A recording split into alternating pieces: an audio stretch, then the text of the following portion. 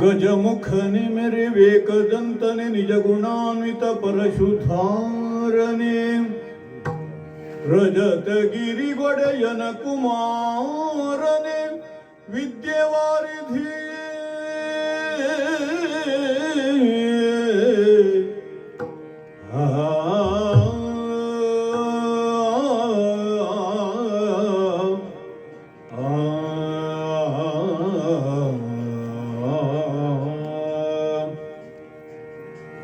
ಅಜನು ಹರಿ ರುದ್ರಾದಿಗಳು ಸಲೆ ಭಜಿಸುತ್ತಿಹರನ ವರತ ನಿನ್ನನು ತ್ರಿಜಗವಂದಿತ ಗಣಪ ಮಾಡ್ಪುದು ಮತಿಗೆ ಮಂಗಲವ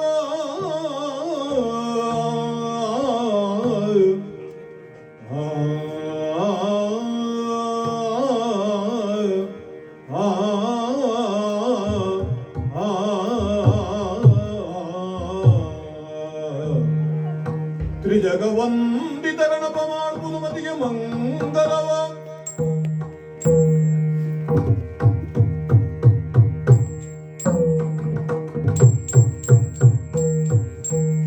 ಗಜಮುಖನ ನಿನ್ನ ಪಾದವ ನೆನೆವೆ ಕರ್ಕೃತಾಂ ಕರ್ಕೃತೈರ್ ಕರ್ಕೃತಾಂ ಕರ್ಕೃತೈರ್ ದಿತ್ತಕ್ಕುತ ಗಿಡದ ಗಿಡ ಗಜಮುಖನ ನಿನ್ನ ಪಾದವ ನೆನೆವೆ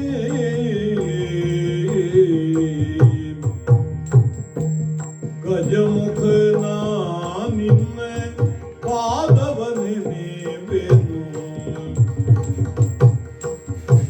ನಿಜವಾಗಿ ಕರುಣಿಸು ವರಗಳ ಪ್ರಭುವೇ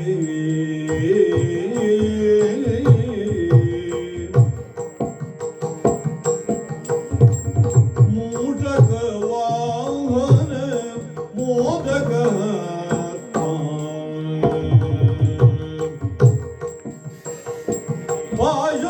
ಪಾಶಾಂಕುಶಧರ ಪರಮ ಪ್ರಜಾತ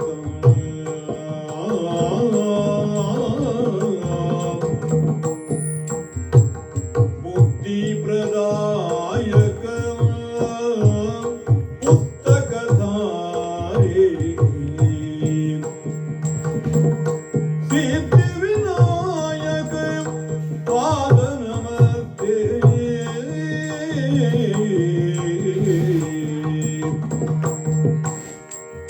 ದೇವ ದೇವರ ದೇವ ದೇವ ನೀನಹುದು ದೇವ ದೇವರ ದೇವ ದೇವ ನೀನಹುದು ಓ ದೇವ ದೇವರ ದೇವ ನೀನಹುದು ದೇವ ದೇವರ ದೇವ ದೇವ ನೀನಹುದು ಓ ದೇವ ದೇವರ ದೇವ ನೀನಹುದು ಓ ದೇವ ದೇವ ಓ ದೇವ ದೇವರ ದೇವ ನೀನಹುದು ದೇವ ದೇವರ ದೇವ ದೇವ ನೀನಹುದು ಓ ದೇವ ದೇವರ ದೇವ ನೀನಹುದು ಗಜಮುಖನ ನಿನ್ನ ಪಾದವ ನೆನೆವೆನು ನಿಜವಾಗಿ ಕರುಣಿಸು ವರಗಳ ಗಜಮುಖ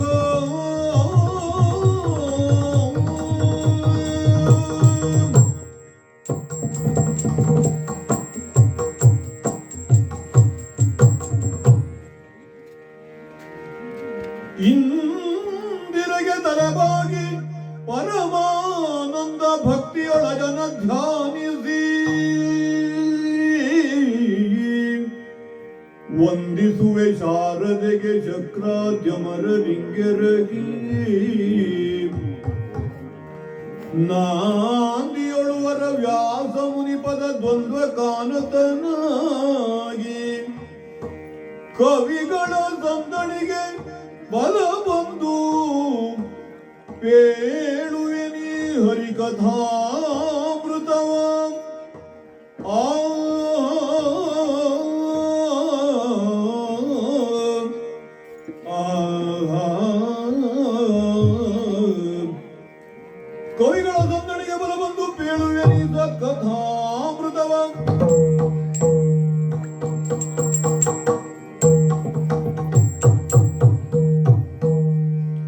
ಬುಧರ ಮಂತ್ರಾಗಮರಿ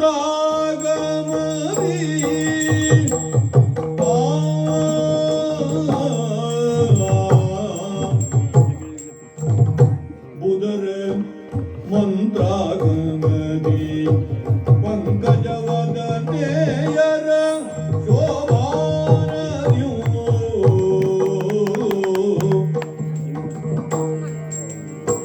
ಪಂಕಜವದನೆಯರ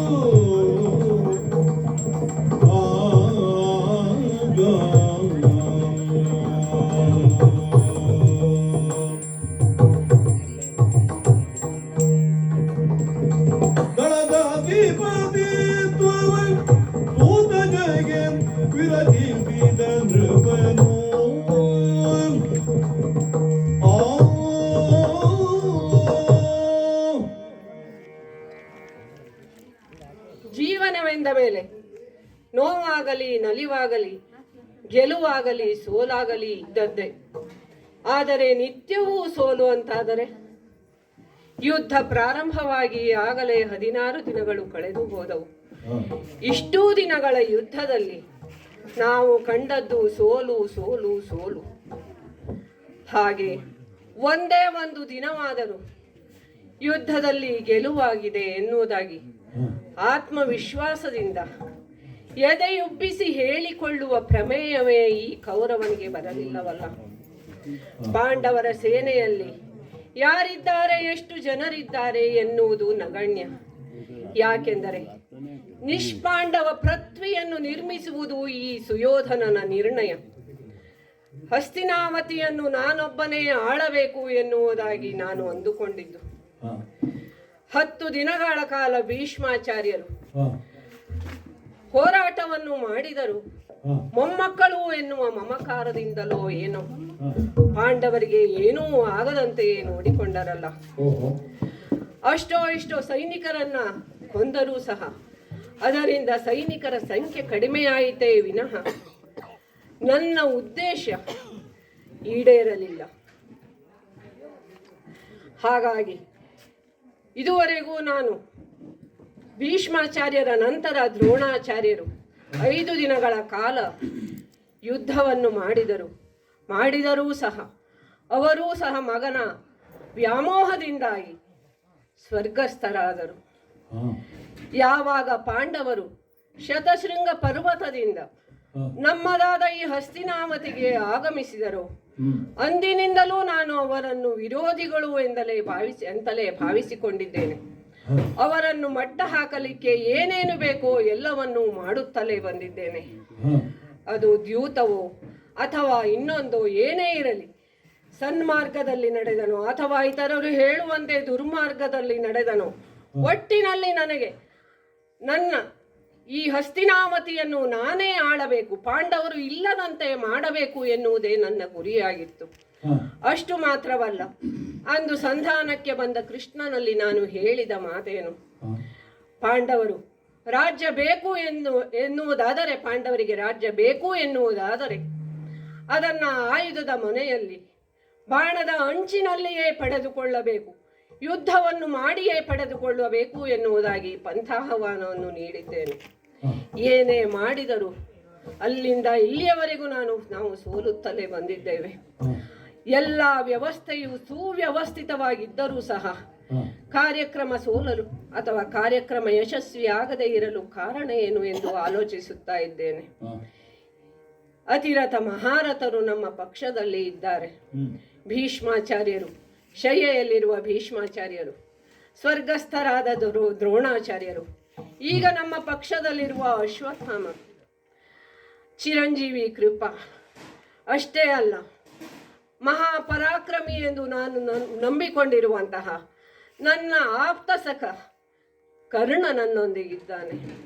ಇಷ್ಟೆಲ್ಲ ಆದರೂ ಈ ಸೋಲಿಗೆ ಕಾರಣವೇನು ಎನ್ನುವುದೇ ಅರ್ಥವಾಗ್ತಾ ಇಲ್ಲ. ಸೇರಿದ ಸಭಿಕರಲ್ಲಿ ನನ್ನ ಪ್ರಶ್ನೆಯನ್ನು ಇಡೋಣವೆಂದರೆ ಅವರೇನು ಉತ್ತರ ಹೇಳಿಯಾರು? ಹೊಣೆಗಾರಿಕೆಯನ್ನು ಕೊಟ್ಟದ್ದು ಕರ್ಣನಲ್ಲಿ, ಅವನಲ್ಲೇ ಹೋಗಿ ಪ್ರಶ್ನಿಸು ಎಂದು ನನ್ನನ್ನು ಕೇಳಿದರೆ ನಾನೇನು ಮಾಡಲಿ? ಹಾಗಾಗಿ ನಾನು ಈಗ ಒಂದೇ ವಿಚಾರವನ್ನು ಮಾಡುತ್ತೇನೆ. ಕರ್ಣನಲ್ಲಿಯೇ ಹೋಗಿ ಕೇಳುತ್ತೇನೆ. ನನ್ನ ಆಪ್ತ ಸಖ ಮಾತ್ರವಲ್ಲ, ಯಾವಾಗಲೂ ಪಾಂಡವರನ್ನು ಯುದ್ಧಕ್ಕೆ ಕರೆ, ನಿನ್ನೊಂದಿಗೆ ನಾನಿದ್ದೇನೆ. ಹಸ್ತಿನಾವತಿಯ ಸಾಮ್ರಾಜ್ಯವನ್ನು ನಿನಗೆ ದೊರಕಿಸಿಕೊಡುವುದು ನನ್ನ ಗುರಿ ಎನ್ನುವುದಾಗಿ ಹೇಳುತ್ತಲೇ ಬಂದಿದ್ದಾನೆ. ಇಷ್ಟಾಗಿಯೂ ಇವತ್ತಿನ ಯುದ್ಧದಲ್ಲಿಯೂ ನಮಗೆ ಸೋಲುಂಟಾಯಿತು. ಅದು ಯಾರಲ್ಲಿ? ನಕುಲನಲ್ಲಿ ಕರ್ಣ ಸೋತಿದ್ದಾನೆ ಎಂದರೆ ಇದೆಲ್ಲವನ್ನು ನಾನು ಇನ್ಯಾರಲ್ಲೂ ವಿಚಾರಿಸಲು ಸಾಧ್ಯವಿಲ್ಲ. ಕೇಳಿದರೆ ಆಪ್ತ ಸಖನಾದ ಕರ್ಣನಲ್ಲೇ ಕೇಳುತ್ತೇನೆ. ಅಲ್ಲಿಗೆ ತೆರಳುತ್ತೇನೆ, ಕರ್ಣನಲ್ಲಿಯೇ ಕೇಳುತ್ತೇನೆ. ಕರ್ಣ, ಆಶ್ಚರ್ಯವಾಯಿತೆ. ಓಹೋ ಅಯ್ಯ, ಹಾ ಮಿತ್ರ ಕೌರವೇಶ್ವರ, ಈ ನಿನ್ನ ಆಲಿಂಗನ ಯಾವತ್ತೂ ಕರ್ಣನ ಜೀವನದಲ್ಲಿ ಸಮಾಧಾನವನ್ನ ನೀಡುವಂತಹದ್ದು. ಅಂತಹ ನೀನು ಈ ಮಧ್ಯರಾತ್ರಿಯಲ್ಲಿ ಬರ್ತಾ ಇದ್ದೀಯಲ್ಲ ಮಿತ್ರ, ಜೀವದ ಗೆಳೆಯ ನೀನು, ನನ್ನೊಡೆಯ ನೀನು. ಅಂತಹ ನೀನು ಬಂದ ಕಾರಣ ಏನು ಮಿತ್ರ? ಅದು ಈ ಸಮಯದಲ್ಲಿ ಹೇಳು. ಆಶ್ಚರ್ಯವಾಯಿತೆ. ಖಂಡಿತವಾಗಿಯೂ ಹೌದು. ಬಾನು ನಂದನ ಲಾಲಿಸಯ್ಯ, ಹೇಳು ಮಿತ್ರ. ಬಾನು ನಂದನ ಲಾಲಿಸಯ್ಯ, ಬಾನು ನಂದನ ಲಾಲಿಸಯ್ಯ, ವೈರಿ ಸೇನೆಯ ಜಯಿಸುವ ಬಗೆಯ ಬೇಡಯ್ಯ, ವೈರಿ ಸೇನೆಯ ಜಯಿಸುವ ಬಗೆಯ ಬೇಡಯ್ಯ.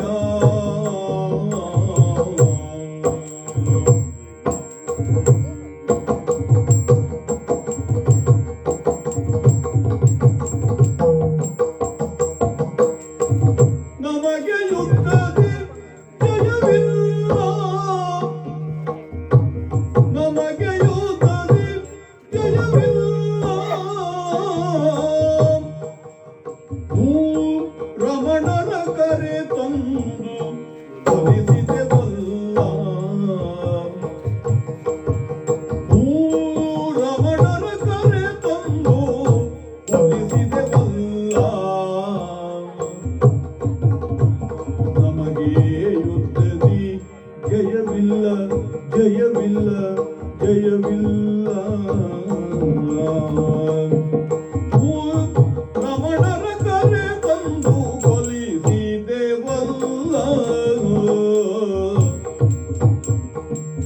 ಬಾನು ನಂದನ ಲಾಲಿಸಯ್ಯ, ವೈರಿ ಸೇನೆಯ ಜಯಿಸುವ ಬಗೆಯ ಬೇಡಯ್ಯ,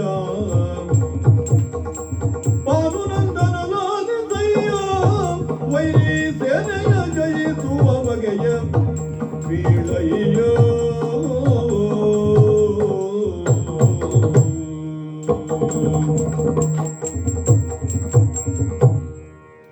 ಮಿತ್ರ, ಮಿತ್ರ ಕೌರವೇಶ್ವರ, ಇದುವರೆಗೂ ಕುರುಕ್ಷೇತ್ರದಲ್ಲಿ ನಡೆಯುತ್ತಿರುವ ವಿದ್ಯಮಾನಗಳೆಲ್ಲ ನಿನಗೂ ತಿಳಿಯದ್ದೇನಲ್ಲ? ಖಂಡಿತವಾಗಿಯೂ ಹೌದು ಮಿತ್ರ. ನಿನ್ನೆಯವರೆಗೂ ಎಲ್ಲ ಹೊಣೆಗಾರಿಕೆ, ಇನ್ನು ಈ ಹಿಂದಿನ 15 ದಿನಗಳಲ್ಲಿ ಹೊಣೆಗಾರಿಕೆಯನ್ನು ವಹಿಸಿಕೊಂಡಿದ್ದವರು ಪ್ರಾರಂಭದಲ್ಲಿ ಭೀಷ್ಮಾಚಾರ್ಯರು. ಹೌದು. ಹಾಗೆ ನಂತರದ 5 ದಿನಗಳಲ್ಲಿ ದ್ರೋಣಾಚಾರ್ಯರು ಆ ಹೊಣೆಗಾರಿಕೆಯನ್ನು ವಹಿಸಿದ್ದರು.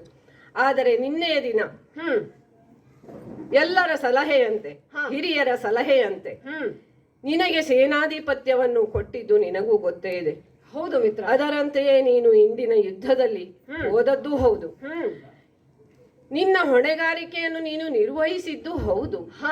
ಆದರೆ ಎಲ್ಲವನ್ನು ನೋಡಿದರೆ ನನಗೆ ಏನು ಅನಿಸುತ್ತಾ ಇದೆ, ಇಲ್ಲೂ ನಿನಗೆ ಸೋಲುಂಟಾಯಿತಲ್ಲ. ಹೌದು. ನನ್ನ ಮನಸ್ಸಿಗೆ ಅನಿಸುವುದು ಏನು ಅಂದರೆ, ಈ ಅರಸರನ್ನೆಲ್ಲ ಕರೆದು ಯುದ್ಧಕ್ಕೆ ಕರೆದು ಅನ್ಯಾಯವಾಗಿ ಅವರನ್ನು ಕೊಂದು ಬಿಟ್ಟೇನೆ ನಾನು. ಅಷ್ಟೇ ಅಲ್ಲ, ಯಮಸುತನಿಗೆ ಜಯ ಖಂಡಿತವಾದರೆ ನಾವು ಯಮನೂರಿಗೆ ಹೋಗುವ ಕಾಲವೇ ಹತ್ತಿರ ಬಂದಿದೆ ಎನ್ನುವ ಹಾಗೆ ಅನಿಸುತ್ತಾ ಇದೆ. ನಿನ್ನ ಪರಾಕ್ರಮದ ಬಗ್ಗೆ ನನಗೆ ಯಾವುದೇ ಸಂಶಯವಿಲ್ಲ ಕರ್ಣ. ಅರ್ಜುನನನ್ನು ಗೆಲ್ಲುತ್ತೇನೆ ಎಂದು ನನಗೆ ಭರವಸೆಯನ್ನು ಇತ್ತವನು ನೀನು. ಆದರೆ ಯುದ್ಧದಲ್ಲಿ ಏನಾಯಿತು ಎನ್ನುವುದನ್ನು ನನಗೆ ತಿಳಿಸು. ನನ್ನಿಂದ ಏನಾದರೂ ಸಹಾಯ ಬೇಕೇ ನಿನಗೆ, ಅಥವಾ ಏನಾದರೂ ಕೊರತೆಯುಂಟಾಯಿತೆ ನಾನು ಒದಗಿಸಿದಂತಹ ಸೌಲಭ್ಯದಲ್ಲಿ? ಹೇಳು. ನಿನ್ನ ಭಾವನೆ ಏನು ಅರ್ಥ ಆಗ್ತಾ ಇದೆ ಈ ಕರ್ಣನಿಗೆ. ಹೇಳು, ಕೇಳ್ತೇನೆ. ಓ ಭೂತಳಾಧಿಪನೇ, ಭೂತಳಾಧಿಪನೇ ಕೇಳಬಹುದು. ಹೇಳ್ತೇನೆ, ಕೇಳು. ಭೂತಳಾಧಿಪನೇ ಕೇಳಬಹುದು. ಹೌದೇ ಹೌದು. ಭೂತಳಾಧಿಪನೇ ಕೇಳವರು. ಚಲುವ ಸೂತನ ಬಲದಿಂದ ವಿಜಯ ಕೊಂದಿತು. ಚಲುವ ಸೂತನ ಬಲದಿಂದ ವಿಜಯ ಕೊಂದಿತು.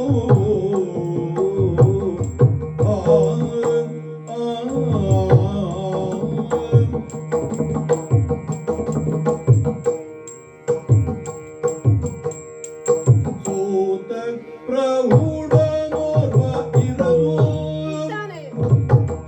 ಸೂತ ಪ್ರೌಢನೋರ್ವ ಇರಲು. ವೈರಿ ಪ್ರಾತವಕ್ಷತೆ ವೇದ ಎಂದ ಭೂಪನೋಳು. ಹೌದು ಮಿತ್ರ. ವೈರಿ ವ್ರಾತವಕ್ಷತೆ ವೇದ ಎಂದ ಭೂಪನೋಳು.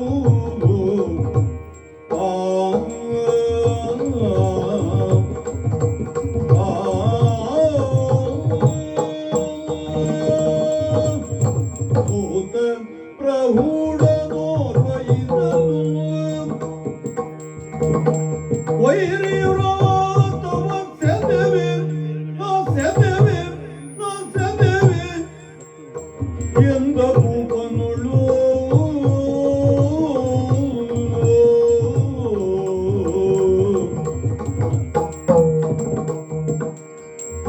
ಭೂತಳಾಧಿಪನೇ ಕೇಳವರು.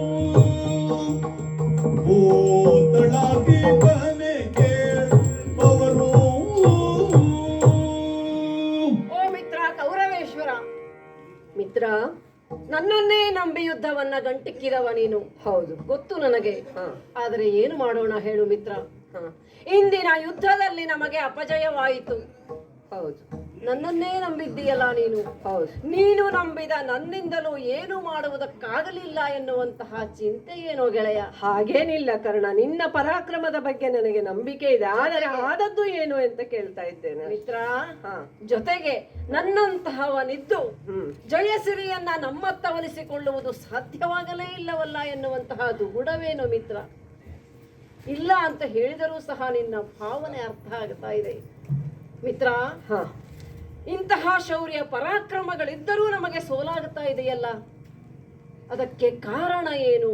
ಅದನ್ನೇ ಕೇಳ್ತಾ ಇದ್ದೆ. ಅದನ್ನ ಇಂದು ನಾನು ಕಂಡುಕೊಂಡಿದ್ದೇನೆ. ಹಾಗೋ? ಹೌದು ಮಿತ್ರ. ಎಷ್ಟೇ ಪರಾಕ್ರಮಗಳಿದ್ದರೂ ಸಹ ನಮಗೆ ಸೋಲಾಗುತ್ತಾ ಇದೆಯಲ್ಲ, ಅದಕ್ಕೆ ಕಾರಣ ನಮ್ಮಲ್ಲಿ ಕೊರತೆ ಅಂತ ಹೇಳಿದರೆ ಸಾರಥ್ಯದ ಕೊರತೆ. ಸಾರಥ್ಯದ ಕೊರತೆ? ಹೌದು ಮಿತ್ರ. ಆಶ್ಚರ್ಯ ಆಗುತ್ತಾ ಇದೆ ನಿನಗೆ. ಹೌದು. ಆದರೆ ಹಿಂದೇನಾದರೂ ಪಾಂಡವರು ವಿಜಯವನ್ನ ಸಾಧಿಸುತ್ತಿದ್ದರೆ ಅದಕ್ಕೆ ಕಾರಣ ಯಾರು ಗೊತ್ತು? ಮಹಾಜ್ಞಾನಿ ಎನಿಸಿಕೊಂಡಂತಹ ಶ್ರೀಕೃಷ್ಣನ ಸಾರಥ್ಯ. ಅರ್ಜುನನ ರಥದಲ್ಲಿ ಕುಳಿತು ಏನೆಲ್ಲ ತಂತ್ರಗಾರಿಕೆಯನ್ನ ಮಾಡ್ತಾ ಇದ್ದಾನೆ ಆ ಕೃಷ್ಣ ಎನ್ನುವುದನ್ನ ಇಂದು ನಾನು ಕಂಡುಕೊಂಡಿದ್ದೇನೆ. ಹಾಗೋ? ಹೌದು ಮಿತ್ರ. ಅರ್ಜುನನ ಕಾರ್ಯದಲ್ಲಿ ಎಳ್ಳಿನಷ್ಟು ನ್ಯೂನ್ಯತೆಯನ್ನ ಕಂಡರೂ ಸಹ ತಿದ್ದಿ ತೀಡಿ ಸರಿಪಡಿಸುವ ಆ ಕೃಷ್ಣನಾಗಿದ್ದಾನೆ. ಜೊತೆಗೆ ಎದುರಾಳಿಗಳ ಬಲವನ್ನ ಕ್ಷೀಣಗೊಳಿಸುವಂತಹ ತಂತ್ರಗಾರಿಕೆ ಇದೆಯಲ್ಲ, ಅದು ಆ ಕೃಷ್ಣನದು. ಓಹೋ ಮಿತ್ರ, ಕೃಷ್ಣನಂತಹ ಒಬ್ಬ ಸಾರಥಿ ನನಗೆ ದೊರೆತದ್ದೇ ಹೌದಾದಲ್ಲಿ ದೊರೆತದ್ದೇ ಆದರೆ ಮಿತ್ರ, ಇದೋ ಕ್ಷಣ ಮಾತ್ರದಲ್ಲಿ ನಾನು ವೈರಿ ಸೇನೆಯನ್ನ ನಿರ್ಮೂಲನಗೊಳಿಸಬಲ್ಲೆ. ಏನು ಹೇಳ್ತೀಯ? ಅಂತವರು ಯಾರಿದ್ದಾರೆ? ಇದ್ದಾರೆ ಮಿತ್ರ. ಕೇಳ್ತಾ ಇದ್ದೀಯಲ್ಲ ಒಡೆಯ, ನಿನ್ನ ಉಪ್ಪು ಅನ್ನವನ್ನ ಉಂಡು ಬೆಳೆದ ದೇಹ ಇದು. ಎಷ್ಟೇ ರಹಸ್ಯಮಯವಾದಂತಹ ವಿಷಯವಿದ್ದರೂ ನಿನ್ನಲ್ಲಿ ಹೇಳುವುದಕ್ಕೆ ತೊಂದರೆ ಏನೂ ಇಲ್ಲ. ಹಾಗಾಗಿ ಹೇಳ್ತೇನೆ ಕೇಳು. ಅದೊಂದು ಕಾಲವೇ ಸಂದು ಹೋಗಿದೆ. ಮಾದ್ರಾಧಿಪತಿ ಶಲ್ಯ ಭೂಪತಿಗಳ ಸಾರಥ್ಯದಲ್ಲಿ ನೀನು ವಿಜೃಂಭಿಸು ಎಂಬಂತಹ ಕರುಣೆಯ ವರ ಈ ಕರುಣನಿಗೆ ದೊರಕಿತು. ಓಹೋ, ಇದೊಂದು ರಹಸ್ಯದ ವಿಷಯವೇ? ಹೌದು ಮಿತ್ರ, ಆ ಸಮಯ ಸಂದರ್ಭ ಈಗ ಬಂದಿದೆ ಅಂತ ನಾನು ಭಾವಿಸ್ತಾ ಇದ್ದೇನೆ. ಜೊತೆಗೆ ಇದೇನು ಸುಲಭವಾದಂತಹ ಕಾರ್ಯ ಅಲ್ಲ, ಗೊತ್ತು ನನಗೆ. ಯಾಕೆಂದರೆ ಇದ್ದಾನಲ್ಲ ಶಲ್ಯ ಭೂಪತಿಗಳು, ಶಲ್ಯ ಮಾದ್ರಾಧಿಪತಿಗಳು, ಅವರಿಗೆ ನನ್ನನ್ನ ಕಂಡರೆ ಅಷ್ಟಕ್ಕಷ್ಟೇ. ಅದಕ್ಕಿಂತಲೂ ಹೆಚ್ಚಾಗಿ ಭೂಪತಿಗಳಾದ ತಾವೂ ಸಹ ಸೇನಾಧಿಪತ್ಯವನ್ನು ವಹಿಸಬೇಕು ಎನ್ನುವುದು ಅವರ ಮನಸ್ಸಿನಲ್ಲಿ ಇದ್ದರೂ ಇರಬಹುದೇನೋ. ಹೌದು, ಇದ್ದೇ ಇತ್ತು. ಅದೇನೇ ಇರಲಿ, ಜೊತೆಗೆ ಬಲವಾದ ಕಾರಣವೂ ಉಂಟು ಈ ನನ್ನ ಮೇಲೆ ಇರುವಂತಹ ಅವರಿಗೆ ಅಸಮಾಧಾನಕ್ಕೆ. ಅದೇನೇ ಇರಲಿ, ಏನೇ ಆದರೂ ಆ ಶಲ್ಯ ಭೂಪತಿಗಳನ್ನ ಒಪ್ಪಿಸಿ ನೀನು ನನ್ನ ಈ ಸಾರಥ್ಯಕ್ಕೆ ಒಪ್ಪಿಸಿ ಕರೆತಂದೆ ಅಂತಾದರೆ, ಶಲ್ಯ ಭೂಪತಿಗಳು ನನ್ನ ಸಾರಥ್ಯಕ್ಕೆ ಒದಗಿ ಬಂದರು ಅಂತಾದರೆ ತೃಣಕ್ಕೆ ಸಮನು ಅರ್ಜುನ. ಅರ್ಜುನನ ಕಣೆ.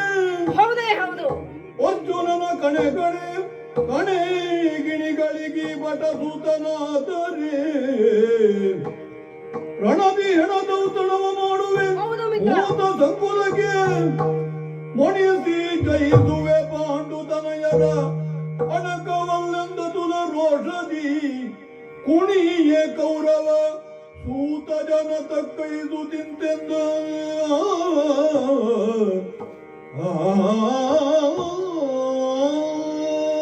ಮಿತ್ರ, ತೃಣಕ್ಕೆ ಸಮನು ಅರ್ಜುನ. ಮಾದ್ರಾಧಿಪತಿ ಶಲ್ಯ ಭೂಪಾಲ ಅವ ಹೇಗೆ ಗೊತ್ತು ನನಗೆ? ಸಾಮಾನ್ಯನೇನೂ ಅಲ್ಲ. ಚತುಷ್ಷಷ್ಟಿ ಕಲಾ ನೈಪುಣ್ಯತೆಯಲ್ಲಿ ಅಶ್ವಹೃದಯವೂ ಒಂದಾಗಿದೆ. ಅಂತಹ ವಿದ್ಯೆ ಅಶ್ವಹೃದಯ ಬಲ್ಲವ ಮಾದ್ರಾಧಿಪ. ಅಂತಹವನ ಸಾರಥ್ಯ ನನಗೆ ಒದಗಿ ಬಂದೀತು ಅಂತಾದರೆ ಅರ್ಜುನನಲ್ಲಿ ಅವನ ಸಾರಥ್ಯವನ್ನ ಮಾಡ್ತಾ ಇದ್ದಾನಲ್ಲ ಶ್ರೀಹರಿ ಶ್ರೀಕೃಷ್ಣ, ಅವನೇ ನಿಬ್ಬೆರಗಾಗಬೇಕು. ಬಾಪು ಬಾಪು ಬಳಿರೆ ಅಂತ ನನ್ನನ್ನು ಹೊಗಳಬೇಕು. ಅಷ್ಟೇ ಅಲ್ಲ, ರಣಾಂಗಣದಲ್ಲಿ ಭೂತ ಸಂಕುಲಕ್ಕೆ ಹೆಣದ ಔತಣ ಮಾಡುತ್ತಿರುವುದನ್ನ ಕಂಡು ರಣಾಂಗಣಕ್ಕೆ ಬೆನ್ನು ತೋರಿಸಿ ಓಡಿ ಹೋಗಬೇಕು.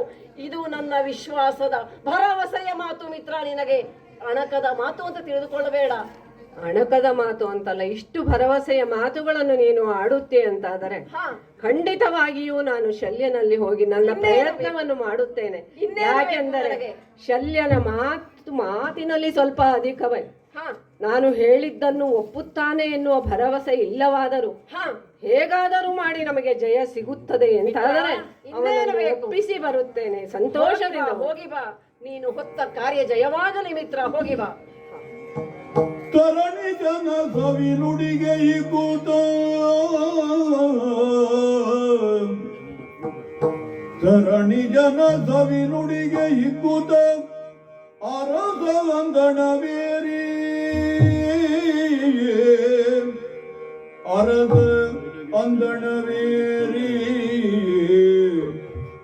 ಮನದ ತುರದಿ ಶಲ್ಯನ ಮನೆಗೆ ಕೈ ದೀವಿಗೆಯ ಬೆಳಕಿನಲ್ಲಿ ಬರಲು ಮನದ ತುರದಿ ಶಲ್ಯನ ಮನೆಗೆ ಕೈ ದೀವಿಗೆಯ ಬೆಳಕಿನಲ್ಲಿ ತಾ ಬರಲು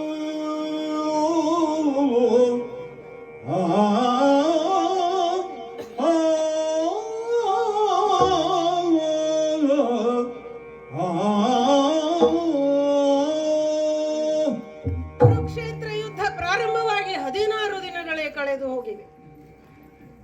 ರಾತ್ರಿಯ ಸಮಯ, ಮಧ್ಯರಾತ್ರಿಯ ಸಮಯ. ದಿನವೂ ಸಮಾಲೋಚನೆ ಸಭೆಯನ್ನು ನಡೆಸುತ್ತಾನೆ ಕೌರವ.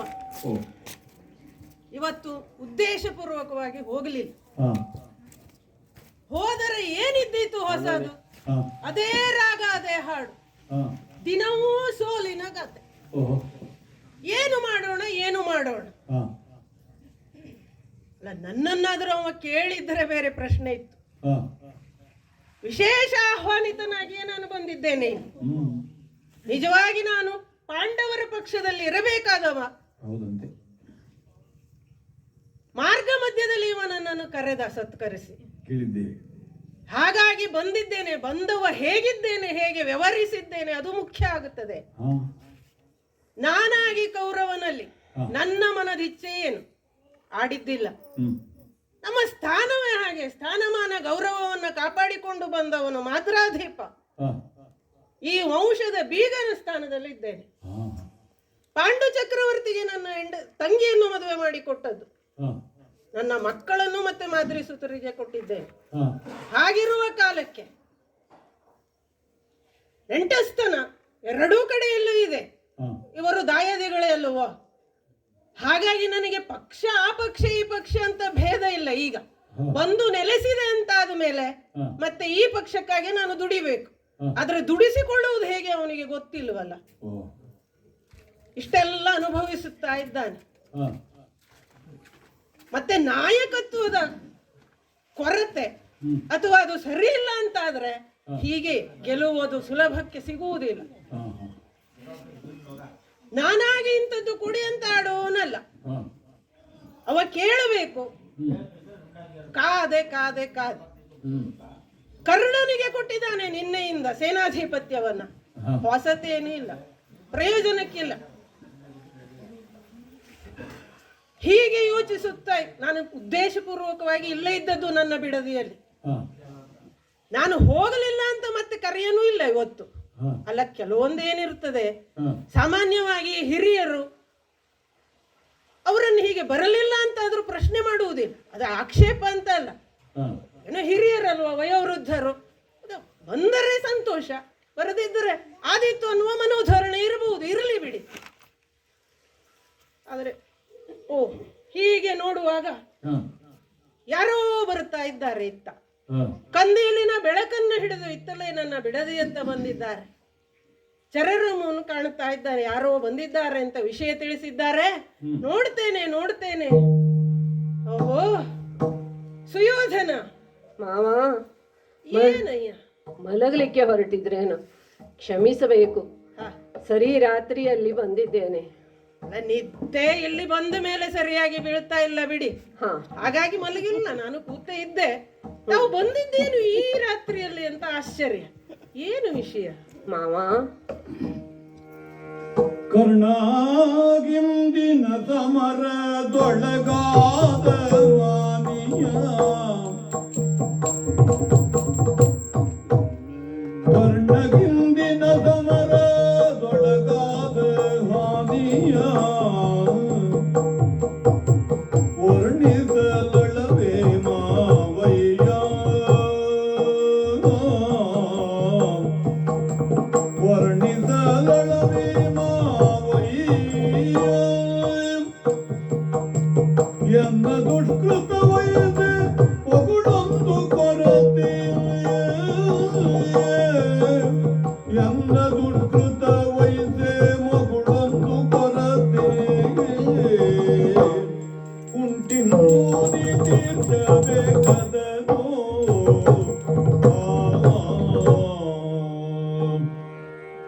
ಓ ಮಾವಯ್ಯ, ಸುಯೋಧನ, ಇಂದಿನ ಯುದ್ಧದಲ್ಲಿಯೂ ನಮಗೆ ಸೋಲಾಗಿದೆ ಎನ್ನುವ ವಿಷಯ ನಿನಗೆ ತಿಳಿದಿರಲೇಬೇಕಲ್ಲ. ಅಲ್ಲ, ನಿನ್ನ ಮುಖ ನೋಡಿದರೆ ಗೊತ್ತಾಗುತ್ತದೆ. ಮತ್ತೆ ಚಿಂತೆಯಲ್ಲ ಇದ್ದಿ, ಬಹಳ ದಣಿದಿದ್ದಿ. ಚಿಂತೆಯಲ್ಲದೆ ಮತ್ತಿನೇನು ಮಾವಯ್ಯ? 16 ದಿನ ಕಳೆದು ಹೋಯಿತು. ಪರಾಕ್ರಮಿ ಎಂದು ನಂಬಿದ ಕರ್ಣನೇ ಸೋಲುತ್ತಾನೆ ಅಂತಾದರೆ ಚಿಂತೆ ಇಲ್ಲದೆ ಮತ್ತೇನು? ಹಾಗಾಗಿ ಅವನ ಚಿಂತೆ, ಅವನ ಸೋಲಿಗೆ ಕಾರಣವೇನೆಂದು ಕೇಳುವುದಾದರೆ ಕರ್ಣನನ್ನೇ ಕೇಳಬೇಕಲ್ಲವೇ? ಹಾಗಾಗಿಯೇ ಅವನನ್ನು ಕರೆಯಿಸಿ ಕೇಳಿದೆ. ಮಹಾಪರಾಕ್ರಮಿ ಎಂದು ನಂಬಿಕೊಂಡಿರುವ ನೀನು ಇಂದಿನ ಯುದ್ಧದಲ್ಲಿ ಸೋಲಲಿಕ್ಕೆ ಕಾರಣವಾದರೂ ಏನು ಎಂಬುದಾಗಿ. ಕೇಳಿದ್ಯಾ? ಹಾಗೆ ಕೇಳಿದಾಗ ಅವನು ಹೇಳಿದ್ದೇನು ಗೊತ್ತೇ? ಏನು ಹೇಳಿದ? ಕೊರತೆ ಉಂಟು, ಸಾರಥ್ಯದ ಕೊರತೆ ನಮ್ಮಲ್ಲಿ ಇದೆ ಎಂಬುದಾಗಿ ಹೇಳಿದ. ಕೃಷ್ಣನಂತಹ ಸಾರಥಿ ಮನೋಗತವನ್ನು ಅರಿತು ರಥವನ್ನು ನಡೆಸುವಂತಹ ಸಾರಥ್ಯ ತನಗೆ ದೊರಕಿತು ಎಂತಾದರೆ ಯುದ್ಧದಲ್ಲಿ ಗೆಲುವು ನಿಶ್ಚಿತ ಎಂಬುದಾಗಿ ಹೇಳಿದ್ದಾನೆ. ಅಲ್ಲ, ಈಗ ಇರುವ ಸಾರಥಿ ಏನದ? ಇರುವ ಸಾರಥಿ ಸತ್ತೇ ಹೋದ, ಮತ್ತಿನ್ನೇನು. ಹಾಗಾಗಿಯೇ ಹೇಳಿದ್ದು ಅವನು. ಅಷ್ಟೇ ಅಲ್ಲ, ಯಾವಾಗಲೂ ರಥವನ್ನು ನಡೆಸುವವನು ರಥಿಕನ ಮನೋದಿಂಗಿತವನ್ನು ಅರಿತು ನಡೆಯುತ್ತಾನೆ, ಕಾಲ ಕಾಲಕ್ಕೆ ಹೇಗೆ ಬೇಕೋ ಹಾಗೆ ನಡೆಸುತ್ತಾನೆ ಎಂತಾದರೆ ಯುದ್ಧದಲ್ಲಿ ಎಷ್ಟೋ ತೊಂದರೆಗಳು ತಾನಾಗಿಯೇ ನಿವಾರಣೆಯಾಗುತ್ತವೆ. ಹಾಗಾಗಿಯೇ ಸಾರಥ್ಯದ ಕೊರತೆ ಇದೆ ಎಂಬುದಾಗಿ ಹೇಳಿದ್ದಾನೆ. ಅದು ಸರಿ ಆಯ್ತು. ಅಲ್ಲ, ನನ್ನ ನೆನಪು ಯಾಕಾಯ್ತು? ನಿನ್ನ ನೆನಪು ಆದದ್ದು ಆ ಕೆಲಸವನ್ನ, ಕೃಷ್ಣ ಅಲ್ಲಿ ಮಾಡುವ ಕೆಲಸವನ್ನ ಇಲ್ಲಿ ನೀವು ಮಾಡಿದರೆ ಹೇಗೆ ಅಂತ ಕೇಳ್ತಾ ಇದ್ದೇನೆ ನಾನು. ಹೌದು, ಅಲ್ಲಿ ಕೃಷ್ಣ ಮಾಡಿದ ಏನ್ ಅರ್ಥ? ಅದು ಸ್ವಲ್ಪ ಸುತ್ತಿ ಬಳಸಿ ಹೇಳುವುದಕ್ಕಿಂತ ನೇರವಾಗಿ, ಯಾಕೆಂದ್ರೆ ಕೃಷ್ಣ ಸಾಕಷ್ಟು ಚಮತ್ಕಾರಗಳನ್ನು ಇದುವರೆಗೆ ಮಾಡಿದ್ದಾನೆ. ಈಗ ನೀನು ಹೇಳುವುದು ನೋಡಿದ್ರೆ ಸಾರಥಿ ಬೇಕು ಅನ್ನುವ ಅರ್ಥದಲ್ಲಿ ಮಾತಾಡ್ತಾ ಇದ್ದಿ. ಇದ್ದವ ಸತ್ತು ಹೋದ. ಹೌದು, ಕೃಷ್ಣನ ಕೆಲಸವನ್ನು ನಿರ್ವಹಿಸಬೇಕು ಅಂದ್ರೆ ಎಂತ ಸಾರಥ್ಯನೇ ನೀವು ವಹಿಸಬೇಕು ಎಂಬುದಾಗಿ ನಿಮ್ಮಲ್ಲಿ ಕೇಳಿಕೊಳ್ಳುತ್ತಿದ್ದೇನೆ. ಮುಂದೆ ಈ ಕೌರವನಿಗೆ ಜಯ ಸಿಗಬೇಕು ಎಂತಾದರೆ ನಿಮ್ಮ ಸಾರಥ್ಯ ಬೇಕು. ಹಾಗೊಂದು ರಹಸ್ಯದ ವಿಷಯವೂ ಇದೆ. ಅಲ್ಲ ಸರಿ, ಯಾರಿಗೆ? ಇನ್ಯಾರಿಗೆ? ಕರ್ಣನಿಗೆ ನೀವು ಸಾರಥ್ಯವನ್ನು ವಹಿಸಬೇಕು. ಕರ್ಣನಿಗೆ ನನ್ನ ಸಾರಥ್ಯವ? ಹೌದು. ಏನು ಹೇಳ್ತಾ ಇದ್ದೆ?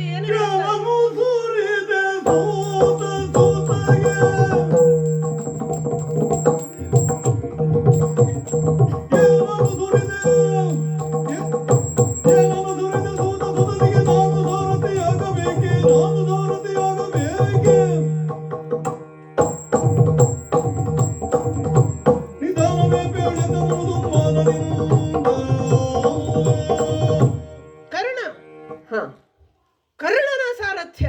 ಹೌದು ಮಾಮ. ಮಾಧ್ರಾಧಿಪತಿಯಾದಂತಹ ಈ ಶಲ್ಯನಿಗೆ ನನ್ನ ಸಾರಥಿಯನ್ನು ಕಳಿಸಿಕೊಡು ಅಂತ ಹೇಳ್ತೀಯೇನು ಅಂತ ನಾನು ಪ್ರಾರಂಭದಲ್ಲಿ ಭಾವಿಸಿದ್ದು. ಮತ್ತೆ ಕೇಳಲಾಗಿ ನೀನು ಹೇಳ್ತಾ ಇರೋದು ಕೆಲಸ ಆಗಬೇಕು, ಸಾರಥಿ ಆಗಬೇಕು. ಅರ್ಜುನನಿಗೆ ಹೇಗೆ ಕೃಷ್ಣನೋ ಹಾಗೆ ಕರ್ಣನಿಗೆ ಈ ಶಲ್ಯ ಅಂತ ಆಡ್ತಾ ಇದ್ದ. ಇಷ್ಟು ದಿವಸ ನನ್ನ ನೆನಪಾಗಲಿಲ್ಲ. ಯೋಗ್ಯತೆ ಏನು, ಅರ್ಹತೆ ಏನು ನನ್ನದು? ಹೇಗೆ ದುಡಿಸಿಕೊಳ್ಳಬಹುದಿತ್ತು ನೀನು ಈ ಪಕ್ಷದಲ್ಲಿ? ನನ್ನನ್ನು ಯೋಚನೆ ಮಾಡಬೇಕಿತ್ತು. ಇರಲಿ, ಬೇಸರ ಇಲ್ಲ. ಭೀಷ್ಮಾಚಾರ್ಯರು ಪ್ರಾರಂಭದಲ್ಲಿ ಕೇಳಿದ್ದಾರೆ, ದ್ರೋಣಾಚಾರ್ಯರು ಇದ್ದರು, ಕ್ಷೇಮವೇ ಅಂತ ಸಭೆಯಲ್ಲಿ ನನ್ನನ್ನು ಮಾತಾಡಿಸಿದ್ದಾರೆ ಅಷ್ಟೇ. ಆದರೆ ಸೇನಾಧಿಪತ್ಯವನ್ನು ಅವರಿಗೆ ವಹಿಸಿಕೊಟ್ಟೆ. ಪ್ರಯೋಜನ ಹೆಚ್ಚಿನದೇನೂ ಆಗಲಿಲ್ಲ. ಏನು ಮಾಡಿದ್ರು ಭೀಷ್ಮಾಚಾರ್ಯರು? 10,000 ಮುಕುಟ ಮರ್ಧನರನ್ನು ಕತ್ತರಿಸಿದ್ದು ಹೌದು, ಆದರೆ ಬೇಕಾದವರು ತಲೆ ಬೀಳಲಿಲ್ಲ. ದ್ರೋಣಾಚಾರ್ಯರು ಅವರೇ ಶರಣಾಗಿ ಹೋದರು. ಮತ್ತೆ ನಿರೀಕ್ಷೆ ಇತ್ತು ಅಂತ ನಾನು ಆಡುವುದಿಲ್ಲ, ನೀನು ತಿಳಿದು ಆಡಬೇಕಿತ್ತು. ಹೋಗಲಿ, ಕರ್ಣನ ಸೇನಾಧಿಪತ್ಯ ಅಂತ ಆದ್ಮೇಲೆ ನಿನಗೆ ಅಷ್ಟು ಅವನಲ್ಲಿ ನಂಬಿಕೆ ಮತ್ತು ವಿಶ್ವಾಸ ಇದ್ದ ಮೇಲೆ ಶಲ್ಯನು ನೋಡ್ತಾ ಇದ್ದೇನೆ. ಆದರೆ ಈ ಸಂದರ್ಭದಲ್ಲಿ ಅವನ ಸಾರಥಿ ಹೀನನಾದಂತಹ ಈ ಸಂದರ್ಭದಲ್ಲಿ ಆ ಸ್ಥಾನಕ್ಕೆ ನನ್ನನ್ನು ಸೂಚಿಸುವುದು ನೀನು ಅವಮಾನ ಅಲ್ಲದೆ ಮತ್ತಿನ್ನೇನು ಇದು? ನಿನಗೆ ಅವನ ಆಪ್ತ ಆಗಿರಬಹುದಯ್ಯ, ಅವನ ಸ್ನೇಹ ನಿಮಗೆ. ಹಾಗೆ ಹೇಳಲಿಕ್ಕೆ ಹೋದರೆ ನಾನು ಅಂತಲ್ಲ, ನಿಮ್ಮಲ್ಲಿರುವ ಎಲ್ಲ ಹಿರಿಯರಿಗೂ ಕರ್ಣನ ಕುರಿತಾಗಿ ಇದ್ದಂತಹ ಒಂದು ಅಭಿಪ್ರಾಯ ಅಷ್ಟಕ್ಕಷ್ಟೇ. ಬಲ್ಲವರೇ ಇದ್ದೇವೆ ನಾವು ಎಲ್ಲವನ್ನು. ಮುಂಗೋಪಿ ಅಂತಹ ಕುಲವಿಹೀನ ಗುಣವು ಹೇಗೆ ಇರಲಿ? ಕುಲ ಎಂಥದ್ದು? ನನ್ನದ್ದು ಅವನದ್ದು ಒಂದು ಅಂತಸ್ತು ಪ್ರತಿಷ್ಠೆ ಒಂದು ಸರಿ ಹೋಗಬೇಡದು. ಸೂತ ಪುತನಿಗೆ ನಾನು ಸೂತ ಆಗುವುದು? ಪ್ರಾರಂಭದಲ್ಲಿಯೇ ನಿನ್ನಲ್ಲಿ ಹೇಳಿದ್ದೇನೆ. ಮತ್ತೆ ವಿವರ ಬೇಡ ನನ್ನದ್ದು ನಿನ್ನದ್ದು ಯಾವ ರೀತಿಯ ಸಂಬಂಧ ಎಂಬುದಾಗಿ. ಇಡೀ ಲೋಕದವರೇ ಬಲ್ಲದವರಿದ್ದಾರೆ ಮಾದ್ರ ದೇಶದವರು ಹೇಗೆ ಒಂದು ಸಜ್ಜನಿಕೆ ಅಥವಾ ಶಿಸ್ತನ್ನು ಕಾಪಾಡಿಕೊಂಡು ಬಂದವರು ಅಂತ. ಇದುವರೆಗೆ ನಾನೇನಾದರೂ ಹಸ್ತಕ್ಷೇಪ ಮಾಡಿದ್ದೇನಾ? ನನ್ನ ಮನಸ್ಸಿನಲ್ಲಿರುವ ಭಾವನೆಯನ್ನು ತೋಡಿಕೊಂಡಿದ್ದೇನೆ. ಆದರೆ ಇದುವರೆಗೆ ನಾನಾಗಿ ನಿನ್ನಲ್ಲಿ ಏನಾದರೂ ಆಡಿದ್ದೇನೋ ನಿಮ್ಮ ಪಕ್ಷದಲ್ಲಿ ಹೀಗೆ ಈಗ ಆಗಬೇಕಿತ್ತು, ಇಂತಹ ವ್ಯವಸ್ಥೆ ಸರಿ ಇಲ್ಲ ಅಂತ? ಇಲ್ಲವೇ ಇಲ್ಲ. ಗಮನಿಸುತ್ತಾ ಇದ್ದೇನೆ ಎಲ್ಲವನ್ನು. ನಾನಾಗಿ ಮೂಗು ತೂರಿಸಿ ಆಡಿದವನಲ್ಲ. ಆ ರೀತಿಯಲ್ಲಿ ಒಂದು ನಮ್ಮ ಪ್ರತಿಷ್ಠೆಯನ್ನು ಕಾಪಾಡಿಕೊಂಡು ಬಂದವ. ಆದರೆ ಈ ಕಾಲದಲ್ಲಿ ನೀನು ಹೇಳ್ತಾ ಇರುವುದೇನು? ಆಯ್ತು, ಸರಿ ಇಲ್ಲ, ಸರಿ ಇಲ್ಲ, ಇದು ಸರಿ ಇಲ್ಲ. ಸಾಧ್ಯವೇ ಇಲ್ಲ, ಒಪ್ಪುವುದಿಲ್ಲ. ಆಯ್ತು, ನಿಮ್ಮ ಮಾತು ಅಲ್ಲ ಮುಗಿಯಿತು ಅಂತಾದರೆ 2 ಮಾತುಗಳನ್ನು ನಿಮ್ಮಲ್ಲಿ ಕೇಳಬಹುದೇ? ಅಲ್ಲ, ನೀನಾಗಿದ್ದಕ್ಕೆ ಇಷ್ಟೇ ಮಾತಾಡಿದ್ದೇನೆ, ಇಷ್ಟೇ ಸಿಟ್ಟು ನನ್ನದು. ಧ್ವನಿ ಸ್ವಲ್ಪ ಏರಿದೆ ಅಷ್ಟೇ. ಮತ್ತೆ ಬೇರೆಯವರಾಗಿದ್ರೆ ಬಿಟ್ಟು ಹೊರಡಬೇಕಾಗಿತ್ತು. ಅದು ಹೌದು. ಆದರೆ ನಾನೇನು ಹೇಳುವುದು, ನೀವೇನು ಹೇಳಿದಿರಿ ಈಗ? ಕರ್ಣ ಸೂತ ಪುತ್ರ. ಹೌದು. ಹಾಗೆ ಎನ್ನುವುದಕ್ಕೆ ಸಾಕ್ಷಿಯಾದರೂ ಎಲ್ಲಿದೆ? ನೀರಿನಲ್ಲಿ ತೇಲಿ ಬಂದವನು ಕರ್ಣ, ಅವನನ್ನು ಪೋಷಿಸಿದವರು ಸೂತರು. ಹಾಗೆಂದ ಮಾತ್ರಕ್ಕೆ ಸೂತ ಪುತ್ರ ಎನ್ನುವುದು ಯಾವ ಲೆಕ್ಕದಲ್ಲಿಯೂ ಸರಿಯಲ್ಲ. ಒಂದೇ ಯಾವುದು ಅಂತ ಗೊತ್ತಿಲ್ಲ. ಅವನ ಹುಟ್ಟೆ ತಂದೆ ತಾಯಿ ಯಾರು ಏನು ಅಂತ ಗೊತ್ತಿಲ್ಲ. ಅವನ ಪರಾಕ್ರಮವನ್ನು ನೋಡಿದರೆ ಅವನೊಬ್ಬ ಕ್ಷತ್ರಿಯನೇ ಆಗಿರಬಹುದಲ್ಲ. ಆದ್ರೆ ಇದುವರೆಗಿನ ಅವನ ನಡತೆಯಿಂದ ಅವ ಉಚ್ಚ ಕುಲದವನಂತೂ ಅಲ್ಲ ಅನ್ನುವುದಂತೂ ಸ್ಪಷ್ಟವಾಗುತ್ತದೆ. ಈಗ ಮುತ್ತು ನೀವು ಕಿರೀಟದಲ್ಲಿ ಧರಿಸಿದ್ದೀರಿ, ಹೌದು. ಆದರೆ ಅದು ಹುಟ್ಟುವುದು ಎಲ್ಲಿ? ನೀರಿನಲ್ಲಿ. ಹಾಗೆ ಕೆಸರಿನಲ್ಲಿ ಕಮಲ ಹುಟ್ಟುತ್ತದೆ ಅಂತ ಅದನ್ನ ನಾವು ದೇವರಿಗೆ ಹಾಕದೇ ಇರುತ್ತೇವೆ, ದೇವರಿಗೆ ಸೇರುತ್ತದೆ. ಆ ಬ್ರಹ್ಮ ದೇವತೆಗಳು ಬಿಡಲಿಲ್ಲ, ಸಾರಥ್ಯವನ್ನು ವಹಿಸಿದ್ದಾರೆ.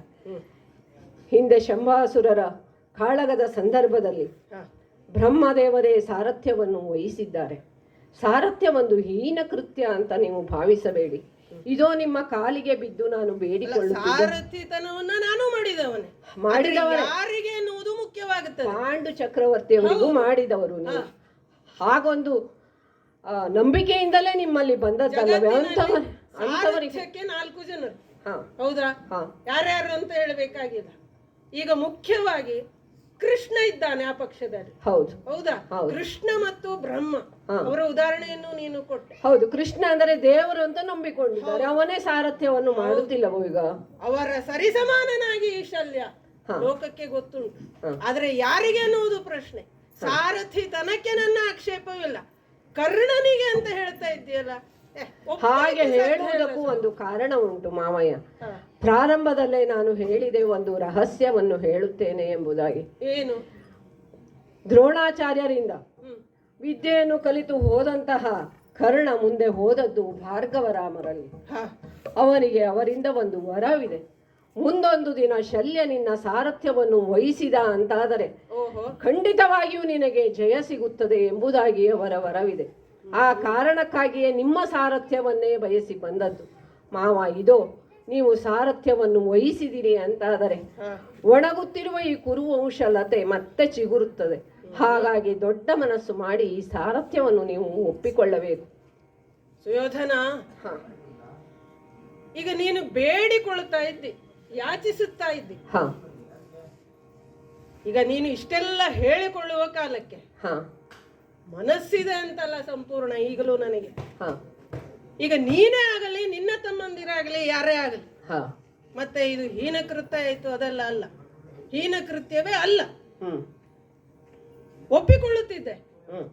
ಆದ್ರೆ ಇಷ್ಟೆಲ್ಲ ಹೇಳಿದ್ದೀಯಲ್ಲ, ಈಗ ಸತ್ಕರಿಸಿ ನಿನ್ನ ಪಕ್ಷದಲ್ಲಿ ಅಂತ ನೀನು ಇಟ್ಕೊಂಡ ಮೇಲೆ ಈಗ ಸಂಬಂಧಿಕರು ತೀರಾ ವೈಯಕ್ತಿಕ ದ್ವೇಷವು ಇಲ್ಲವಾದ ಕಾಲಕ್ಕೆ ಒಂದು ಸಜ್ಜನಿಕೆ, ನನ್ನದಾದಂತಹ ಸ್ಥಾನ ಗೌರವದ ಲಕ್ಷ್ಯ ಇಟ್ಟುಕೊಂಡು ಸಹಾಯ ಮಾಡಿಯೇನು ಸರಿ ನೀನು ಹೇಳುವುದ ಕಾರಣದಿಂದ ಇದು ನಿನ್ನ ಮನೋರಥವಾಗಿ ನಾನು ಕರ್ಣನ ಸಾಹಿತ್ಯವನ್ನು ವಹಿಸಿಕೊಳ್ಳಬಹುದು. ಆದರೆ ಹಾಗೆಲ್ಲ ಈಗ ಒಂದು ನನ್ನದೊಂದಷ್ಟು ನಿಬಂಧನೆ ಇರ್ತದೆ, ಮತ್ತೆ ಕರ್ಣನ ಮೇಲೆ ನನಗೆ ವಿಶ್ವಾಸ ಇಲ್ಲ. ಹಾಗಾಗಿ ಒಂದು ಕೆಲಸ ಆಗಬೇಕು. ಏನು ಹೇಳಿ ಮಾವ?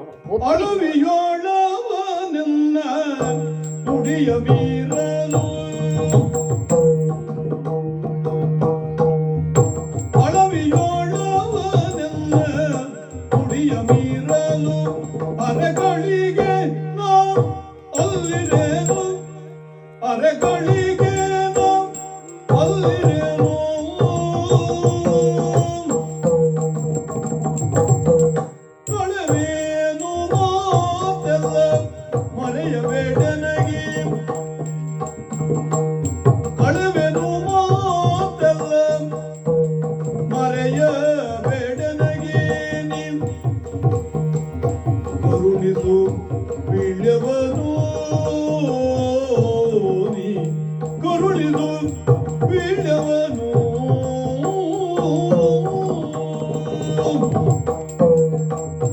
ಅಳವಿಯೋಣವನೆನ್ನ ನುಡಿಯ ಮೀರನು ಅರೆಗಳಿಗೇನ ಇರನು.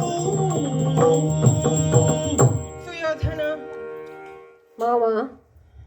ಸೂತಪತನ ಸೂತನಾಗಿ ಹೋಗಿಯೇನು ಹ್ಮ್. ನಿನ್ನ ಮಾತಿನ ಕುರಿತಾದಂತಹ ಗೌರವದಿಂದ. ಹ. ಆದರೆ ಎಲ್ಲಿಯವರೆಗೆ ಅವನ ಸಾರಥ್ಯದಲ್ಲಿ ಮುಂದುವರಿದೇನು ಅಲ್ಲಿ ನನ್ನದ್ದಾದಂತಹ ಒಂದು ನಿಯಮ ಇದೆ, ಏನು?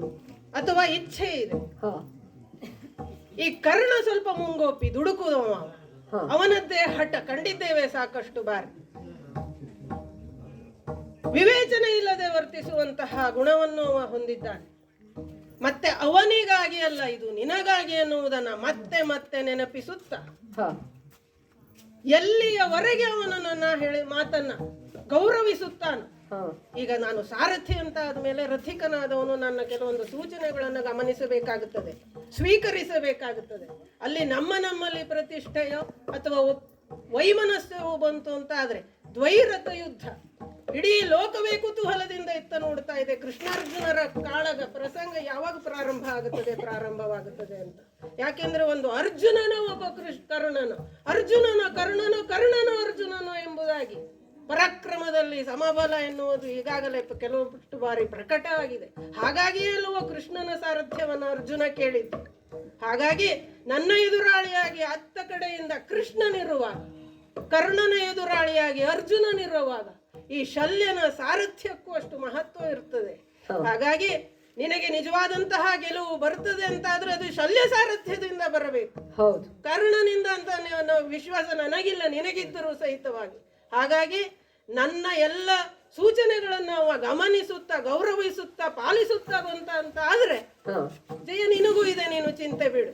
ಅವ ಎಲ್ಲಿಯವರೆಗೆ ನನ್ನನ್ನು ಅನುಸರಿಸುವುದಿಲ್ಲವು ಅಥವಾ ಯಾವಾಗ ಅವ ನನ್ನ ವಿರುದ್ಧವಾಗಿ ಏನಾದರೂ ಮಾತಾಡ್ತಾನೋ, ಅಧಿಕ ಪ್ರಸಂಗತನ ತೋರುತ್ತಾನೋ, ಮತ್ತೆ ನನ್ನದ್ದಿಲ್ಲ ಸಾರಥ್ಯ, ಮುಗಿಸುತ್ತೇನೆ, ರಥದಿಂದ ಇಳಿದು ಬರ್ತೇನೆ ನಾನು ಬಿಡದಿಗೆ. ಇದಕ್ಕೆ ನಿನ್ನ ಒಪ್ಪಿಗೆ ಇದೆಯೋ? ಹಾಗಿದ್ರೆ ಮಾಡೋಣ. ಹಾಗೇ ಆಗಲಿ ಮಾವ. ಅಂತೂ ನೀವು ಒಪ್ಪಿದಿರಲ್ಲ ಸಾರಥ್ಯ. ಆಮೇಲೆ ಆನಂತರದಲ್ಲಿ ಹೇಳಲಿಲ್ಲ ಅಂತ ಮತ್ತೆ ನೀನು ನನ್ನನ್ನು ಆಕ್ಷೇಪ ಮಾಡಬಾರ್ದು. ಖಂಡಿತ ಇಲ್ಲ, ಖಂಡಿತ ಇಲ್ಲ. ನೀನೇನು ಹೇಳಿದ್ದೀಯೋ ಅದೆಲ್ಲವನ್ನು ಕರ್ಣನಿಗೆ ನಾನು. ಹಾಗಾದ್ರೆ ಸಿದ್ಧತೆಗಳಾಗಲೇ ವೀಳ್ಯವನ್ನು ಕರುಣಿಸಿ. ಆಯ್ತು. ಈರುಳಿನೊಳು ನವವಿಧದ ಭಕ್ತಿಯೊಳಿರದೆ, ಈರುಳಿನೊಳು ನವವಿಧದ ಭಕ್ತಿಯೊಳಿರದೆ ಶಸ್ತ್ರಾಸ್ತ್ರಗಳ ಪೂಜಿಸಿ ತೊರಿದು ಕುರಿಕೋಣಗಳ ರಕ್ತದಿ ಕೂಳ ಬಲಿಗೆದರಿ ಪರಮಃ ದರ್ಭೋದನದಿ ಜಾಗರವ ಮಾಡುತ್ತ ಯೋಚಿಸಿದೆ. ಆ ತರಣಿಗನು ಪಥವಿಡಿದು ನೋಡಿದ, ಆ ತರಣಿಗನು ಪಥವಿಡಿದು ನೋಡಿದ ಅರ್ಕಾನುದಯವನು.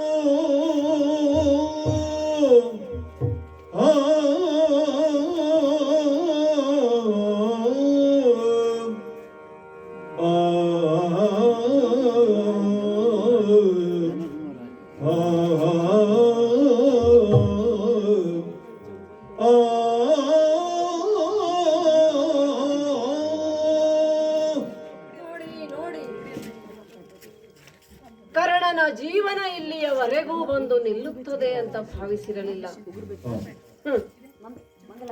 ಒಂದೊಂದು ಲಕ್ಷಣವನ್ನ ಕಾಣುತ್ತಿದ್ದ ಹಾಗೆ ಈ ಕರ್ಣನ ಅಂತ್ಯವೇ ಸಮೀಪಿಸಿತೋ ಹೇಗೆ ಅಂತ ಭಾಸ ಆಗ್ತಾ ಇದೆ. ಹುಟ್ಟಿದಂದಿನಿಂದಲೂ ಎತ್ತಿದವರ ಕೈಗೂಸಾಗಿಯೇ ಬೆಳೆದವ ಈ ಕರ್ಣ. ನೋಡಿ, ವಿದ್ಯಾಭ್ಯಾಸಕ್ಕೆಂದು ಪಟ್ಟ ಪರಿಶ್ರಮ ಯಾರಿಗೇನು ಗೊತ್ತು. ವಿದ್ಯಾರ್ಜನೆಗಾಗಿ ಸುಳ್ಳನ್ನ ಹೇಳುವಂತಹ ಪ್ರಸಂಗವೂ ಕೂಡ ಬಂದೊದಗಿತ್ತು. ಒಂದೇ ಒಂದು ಸುಳ್ಳಿನಿಂದಾಗಿ ನನ್ನ ಈ ಜೀವನವೇ ಕೊಚ್ಚಿ ಹೋಯಿತು. ಜನ್ಮ ಕೊಟ್ಟ ತಂದೆ ಸೂಚನೆಯನ್ನ ಕೊಡ್ತಾ ಇದ್ರೂ ಸಹ ಆ ನನ್ನ ತಾಯಿಗಾಗಿ ತೊಟ್ಟ ಬಾಣವನ್ನ ತೊಡಲಾರೆ. ಇಟ್ಟ ಗುರಿಯನ್ನ ಹಿಂದೆಗೆಯಲಾರೆ ಎಂಬುದಾಗಿ ಭಾಷೆಯನ್ನಿತ್ತವ ನಾನು.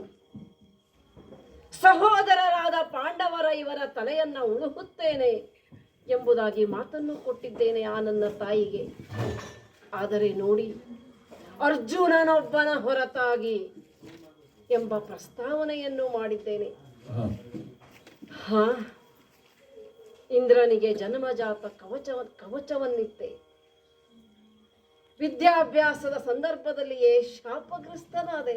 ನೋಡಿ ನೋಡಿ, ಶಲ್ಯ ಸಾರಥ್ಯದಲ್ಲಿ ವಿಜೃಂಭಿಸುವ ಶಾಪ ಕ್ರೂರತೆಯನ್ನ ಶಾಂತಗೊಳಿಸಿದರಷ್ಟೇ ಹೊರತು ಶಾಪವಾಗಿಯೇ ಉಳಿಯಿತು. ಕರ್ಣನ ಬದುಕು ಎಷ್ಟು ಪರಾಕ್ರಮಿಯಾದರೇನು, ಎಷ್ಟು ಜ್ಞಾನ ಸಂಪನ್ನನಾದರೇನು, ಉತ್ತಮ ಬದುಕಲು ಬಿಡದ ಈ ಶಾಸ್ತ್ರದಿಂದ ಏನು ಪ್ರಯೋಜನ ಹೇಳಿ? ಕರ್ಣನ ಬದುಕು ಆಗಲೇ ಹೇಳಿದಂತೆ ಇದ್ದು ಸತ್ತಂತೆಯೇ.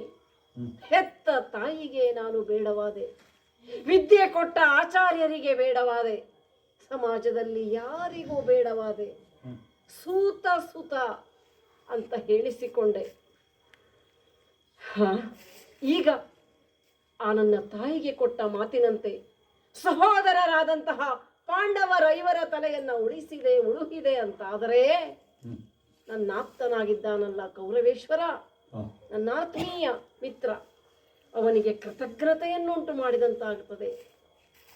ನನ್ನನ್ನೇ ನಂಬಿ ಯುದ್ಧವನ್ನ ಗಂಟಿಕ್ಕಿದಂತಹ ಆ ನನ್ನ ಒಡೆಯ, ಆ ನನ್ನ ಸ್ನೇಹ ಜೀವದ ಗೆಳೆಯ, ಅವನಿಗೆ ಕೃತಜ್ಞನೇ ಆಗುತ್ತೇನೆ ನಾನು. ಇಂತಹ ಸ್ಥಿತಿ ಪ್ರಪಂಚದಲ್ಲಿ ಯಾರಿಗೂ ಬರಬಾರದು. ಈ ಮಾನಸಿಕ ಹಿಂಸೆ ಎಲ್ಲವನ್ನ ಅನುಭವಿಸಿದವ ಈ ಕರ್ಣ ಎಂಬುದು ಪ್ರಪಂಚಕ್ಕೆ ಗೊತ್ತಾದರೆ ಅಷ್ಟೇ ಸಾಕು, ಮತ್ತಿನ್ನೇನು. ಇಂದಿನ ಸಮರ ಈ ಕರ್ಣನ ಜೀವಿತದ ಕೊನೆಯ ಸಮರ. ಯಾಕೆಂದರೆ ವಿಧಿಯನ್ನ ಮೀರುವುದಕ್ಕೆ ಯಾರಿಂದ ಸಾಧ್ಯ ಹೇಳಿ? ಆ ಲೋಕವನ್ನ ಮೆಚ್ಚಿಸುವುದಕ್ಕೆ ನನ್ನಿಂದ ಸಾಧ್ಯ ಆಗದಿರಬಹುದು. ಆದರೆ ಇದ್ದಾನಲ್ಲ ಅಚ್ಯುತ, ಆ ಶ್ರೀಹರಿ ಶ್ರೀಕೃಷ್ಣ, ಅವನನ್ನ ಮೆಚ್ಚಿಸಿ ಈ ನನ್ನ ಬದುಕಿಗೆ, ಈ ನನ್ನ ಜೀವಕ್ಕೆ ಮಂಗಳವನ್ನ ಹಾಡ್ತೇನೆ. ಕರ್ಮಣ್ಯೇವಾಧಿಕಾರಸ್ಥೆ ಅಂತ ಆ ಶ್ರೀಹರಿ ಅರ್ಜುನನಿಗೆ ಹೇಳಿದ್ದಾನಂತೆ. ನಿನ್ನ ಕರ್ಮವನ್ನ ನೀನು ಮಾಡು, ಫಲ ಕೊಡುವವನು ಬಿಡುವವನು ನಾನು ಅಂದನಂತೆ. ಅಂತೆಯೇ ಬಂದದ್ದು ಬರಲಿ, ಆಗುವುದು ಆಗಲಿ. ನನ್ನ ಕರ್ಮಕ್ಷೇತ್ರವಾದಂತಹ ಈ ಕುರುಕ್ಷೇತ್ರದಲ್ಲಿ ಮೋಕ್ಷವನ್ನಾದರೂ ಸಂಪಾದಿಸುವುದಕ್ಕಾಗುತ್ತದೆಯೋ ನೋಡ್ತೇನೆ. ಆಹಾ, ಬೆಳಗಾಗಿ ಹೋಯಿತಲ್ಲ. ಇದು ನಿತ್ಯ ಕರ್ಮಗಳೆಲ್ಲವನ್ನ ತೀರಿಸಿದ್ದೇನೆ. ದಾನಶೂರ ಕರ್ಣ ಎಂಬ ನನ್ನ ಬಿರುದನ್ನ ಸಾರ್ಥಕಪಡಿಸಿಕೊಂಡದ್ದು ಆಗಿದೆ. ತಂದೆಯೇ, ಈ ನನ್ನ ಅರ್ಘ್ಯ ಕೊನೆಯ ಅರ್ಘ್ಯ ಆಗದಂತೆ ಕಾಪಾಡು ಸ್ವಾಮಿ. ಹೋಗಿ ಬರ್ತೇನೆ. ಯುದ್ಧ ಸಿದ್ಧತೆಯನ್ನೆಲ್ಲ ಮಾಡಿಕೊಂಡಿದ್ದೇನಲ್ಲ, ಮತ್ಯಾಕೆ ತಡ? ಇದೇ ಶುಭ ಮುಹೂರ್ತ ಅಂತ ತಿಳಿದುಕೊಳ್ತೇನೆ. ಜೊತೆಗೆ ನನ್ನ ಆತ್ಮೀಯ ಮಿತ್ರನಾದಂತಹ ಆ ನನ್ನೊಡೆಯ ಕೌರವ ಕಷ್ಟಪಟ್ಟು ಒಪ್ಪಿಸಿ ಕರೆತಂದಿದ್ದಾನೆ ಶಲ್ಯ ಭೂಪತಿಗಳನ್ನ. ಬಂದು ನಿಂತಿದ್ದಾರೆ, ರಥವೇರಿ ಬಂದು ನಿಂತಿದ್ದಾರೆ ಭೂಪತಿಗಳು. ಶಲ್ಯ ಭೂಪತಿಗಳೇ, ನಮೋ ನಮಃ, ವಂದಿಸಿಕೊಂಡಿದ್ದೇನೆ ಸ್ವಾಮಿ. ಸ್ವಾಮಿ, ಇದು ಸೇನೆ ಸಿದ್ಧವಾಗಿ ನಿಂತಿದೆ, ಮತ್ಯಾಕೆ ತಡ? ಸಮರಾಂಗಣಕ್ಕೆ ನಮ್ಮ ಈ ರಥ ಸಾಗಲಿ. ಇದೋ ರಣರಂಗದತ್ತ ಸಾಗ್ತಾ ಇದ್ದೇನೆ. ರಣರಂಗಕ್ಕೆ ಬಂದು ನಿಂತು ನೋಡ್ತಾ ಇದ್ದೇನೆ. ಆಹಾ ಆಹಾ, ಸಮರೋಪಾದಿಯಲ್ಲಿ ಸಾಗರೋಪಾದಿಯಲ್ಲಿ ಸೇನೆ ಸಿದ್ಧವಾಗಿ ನಿಂತಿದೆ. ಸಾಗಲಿ ರಥ. ಶಲ್ಯ ಭೂಪತಿಗಳೇ, ವೈರಿ ಸೇನೆಯತ್ತ ಸಾಗಲಿ ನಮ್ಮ ರಥ. ತೆರಳಲಿ ತೆರಳಲಿ.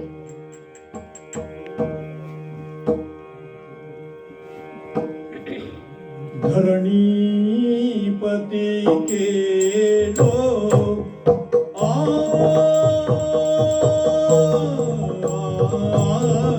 ಧರಣೀಪತಿ ಕೇಳು ಜನಮೇ ಜಯನೆ ಕೌರವನೋ ಕರಳೆ ವೃಷಸೇನ ನನು ನೆನೆದು ಮರುಗೋದಲಿ ಕರಳ ವೃಷಸೇನ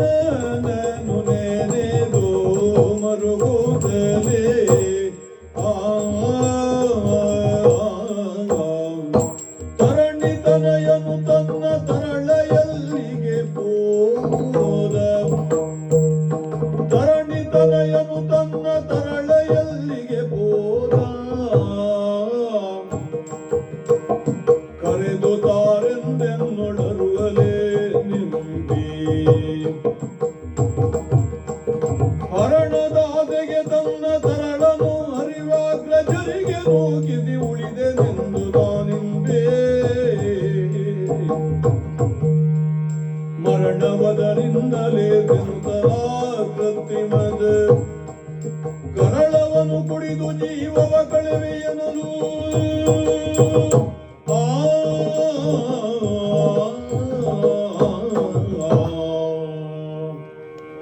ಹರನೆ ಹರನೆ, ಇದೇನಾಗಿ ಹೋಯಿತು, ಇದೇನಾಗಿ ಹೋಯಿತು.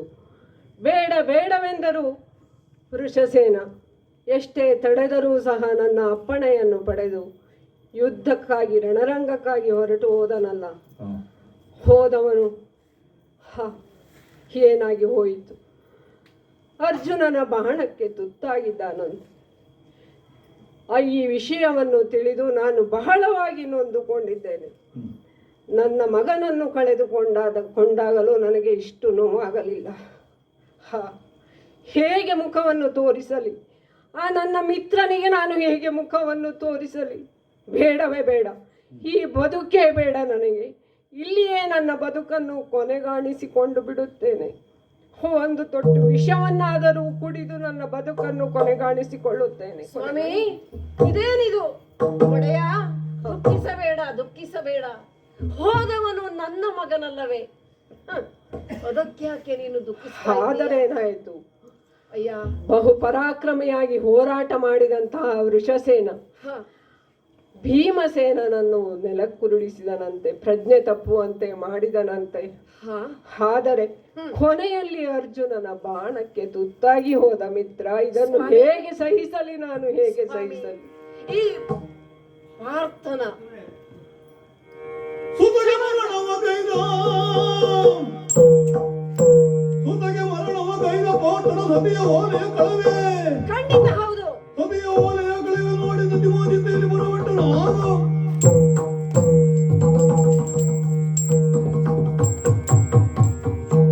ಸುತನ ಮಗನ ಮರಣಕ್ಕೆ ಕಾರಣನಾಗಿದ್ದಾನಲ್ಲ ಪಾರ್ಥ. ಆ ಪಾರ್ಥನ ಸತಿಯ ಓಲೆಯನ್ನ ಕಳಚುವಂತೆ ಮಾಡಿ ಬರುತ್ತೇನೆ. ಅಪ್ಪಣೆಯನ್ನ ಕೊಡು ಎಂಬುದಾಗಿ ಆ ನನ್ನ ಒಡೆಯನಲ್ಲಿ ಅಪ್ಪಣೆಯನ್ನ ಪಡೆದು ಬಂದು ನಿಂತಿದ್ದೇನೆ. ಇದೋ ರಣರಂಗಕ್ಕೆ ಬಂದು ನಿಂತಿದ್ದೇನೆ. ಆದರೆ ಹೆತ್ತ ಒಡಲುರಿಯುತ್ತಿದೆ. ಏನಾಯಿತು ಮಗನೇ ವೃಷಸೇನ? ಎಲ್ಲಿದ್ದೀಯಾ, ಎಲ್ಲಿದ್ದೀಯಾ ಮಗನೇ? ಈ ಸಮಯದಲ್ಲಿ ನಿನ್ನನ್ನು ನೋಡುವುದಕ್ಕೆ ನನ್ನಿಂದ ಸಾಧ್ಯ ಇದೆಯೇನೋ ಕಂದ? ನಮ್ಮನ್ನೆಲ್ಲ ಬಿಟ್ಟು ತೊಲಗಿಬಿಟ್ಟೆಯಲ್ಲ ಮಗನೇ. ವೀರ ಮರಣವನ್ನೇನೋ ಪಡೆದೆ ಮಗನೇ ನೀನು. ಆದರೆ ಒಮ್ಮೆ ಈ ನಿನ್ನ ತಂದೆ ಸತ್ತ ಅಂತಾದರೆ, ರಣರಂಗದಲ್ಲಿ ಮಡಿದ ಅಳಿದ ಅಂತಾದರೆ ಕೊಳ್ಳಿ ಇಡುವುದಕ್ಕೂ ಯಾರೂ ಇಲ್ಲವಾಯಿತಲ್ಲೋ ಕಂದ. ನಿನ್ನ ತಾಯಿ ನಿನ್ನಮ್ಮ ರತ್ನಾವತಿಗೆ ಇನ್ನಾರು ಗತಿ ಮಗನೇ ಹೇಳು? ನಿನ್ನನ್ನು ಹೋಲುವವರು ಯಾರಿದ್ದಾರೆ ಕಂದ? ಅಖಂಡ ಭರತ ಖಂಡದ ಚಕ್ರವರ್ತಿಯಾಗುವ ಯೋಗ್ಯತೆಯುಳ್ಳಂತಹ ನೀನು ಇಷ್ಟು ಎಳವೆಯಲ್ಲೇ ನಮ್ಮನ್ನೆಲ್ಲ ಬಿಟ್ಟು ತೊಲಗಿಬಿಟ್ಟೆಯಲ್ಲ ಕಂದ. ಮಗು, ಏನಿದು? ಈ ಪಾಪಿಯ ಉದರದಲ್ಲಿ ಜನಿಸಿ ನಿನ್ನ ಉಜ್ವಲ ಭವಿಷ್ಯವೇ ಬರಡಾಗಿ ಹೋಯಿತೇನೋ ಕಂದ. ಓ ದುರ್ವಿಧಿಯೇ, ನಿನ್ನ ಕೆನ್ನಾಲಿಗೆಯನ್ನ ಬಾಚಿ ಭಕ್ಷಿಸಿ ಬಿಟ್ಟೆಯ ವೃಷಸೇನನನ್ನ ಮಗನೇ. ಹೇಗೆ ಸಹಿಸಲಿ ಕಂದ? ವೃಷಸೇನ, ವೃಷಸೇನ, ವೃಷಸೇನ. ವೀರ ವೃಷಸೇನಾಜ್ಞನೊಳಿರನೇ ಹೋದನೇ ನನ್ನ ಕಂದ. ವೀರ ವೃಷಸೇನಾಜ್ಞ ಅಳಿದನೆ. ಓ ಮಗನೇ, ತೀರಿತೆ ತಮ್ಮರು ಪರಾಕ್ರಮ. ಹೇಳು ಕಂದ. ತೀರಿತೆ ತಮ್ಮರು ಪರಾಕ್ರಮ. ಸೂರ್ಯ ಓದುದೆ ಸಮರ ಪಾರ್ಥಗೆ. ಆ ಪಾರ್ಥನಿಗೆ ಶಿವ ಶಿವಾಯನುತ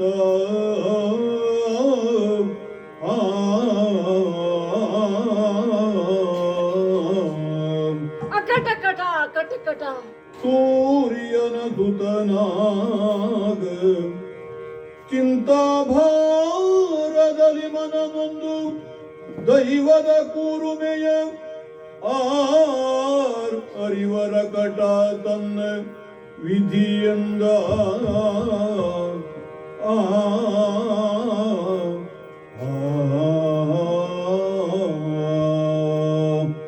ಏನಿದು ಇದೇನಿದು?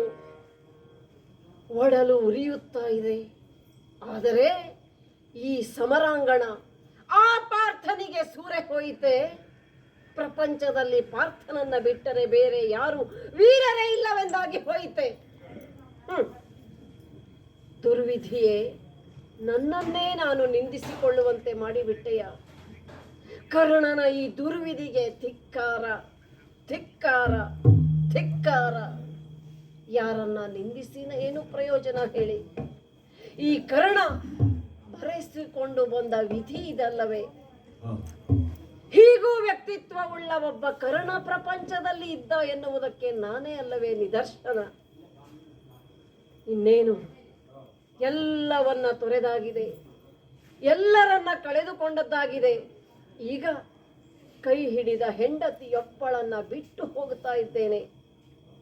ನನಗೂ ನನ್ನ ಮಗನಿಗೂ ತಂದ ಸ್ಥಿತಿಯನ್ನ ಆ ನನ್ನ ಮಡದಿ ರತ್ನಾವತಿಗೆ ತಂದೊಡ್ಡಬೇಡ ಎಂಬುದಾಗಿ ಆ ದೇವರಲ್ಲಿ ಪ್ರಾರ್ಥಿಸಿಕೊಳ್ಳುವುದೊಂದೇ ನನ್ನ ಮುಂದಿನ ನಿಲುವು. ಅದೇನೇ ಇರಲಿ, ಈ ಕರ್ಣನ ಜೀವಿತದ ಅವಧಿಯಲ್ಲಿ ನನ್ನ ಕರ್ತವ್ಯಗಳೆಲ್ಲವನ್ನ ಪ್ರಾಮಾಣಿಕವಾಗಿ ಪೂರೈಸಿದ್ದೇನೆ. ಅನ್ನ ಕೊಟ್ಟ ಒಡೆಯನಿಗೆ ನಾನು ದ್ರೋಹ ಎಸಗಲಿಲ್ಲ, ದ್ರೋಹ ಮಾಡಲಿಲ್ಲ, ಪ್ರಾಮಾಣಿಕವಾಗಿಯೇ ನಡೆದುಕೊಂಡಿದ್ದೇನೆ. ಆದರೆ ವಿಚಿತ್ರ ನೋಡಿ, ಹೇಗೆ ನಡೆದುಕೊಂಡರೇನು, ಏನು ಮಾಡಿದರೇನು? ಈ ಭವ ಹಿಂಗುವವರೆಗೆ ಎಲ್ಲವೂ ಹೀಗೆಯೇ ಎಂಬುದು ಪ್ರಕೃತಿಯ ನಿಯಮವೇ ಅಲ್ಲವೇ? ಇರಲಿ, ನನ್ನ ಒಡೆಯನಿಗಾಗಿ, ಆ ನನ್ನ ಕೌರವನಿಗಾಗಿ, ಆ ನನ್ನ ಮಿತ್ರನಿಗಾಗಿ ಈ ಜೀವವನ್ನ ಮುಡುಪಿಟ್ಟದ್ದಾಗಿದೆ. ಶೋಕವನ್ನ ತೊರೆದಿದ್ದೇನೆ. ಇದೇ ಶುಭ ಮುಹೂರ್ತ. ಶಲ್ಯ ಭೂಪತಿಗಳೇ, ಮತ್ಯಾಕೆ ತಡ? ನಮ್ಮ ರಥ ವೈರಿ ಪಾಳೆಯದತ್ತ ಸಾಗಲಿ, ಸಾಗಲಿ, ಸಾಗಲಿ.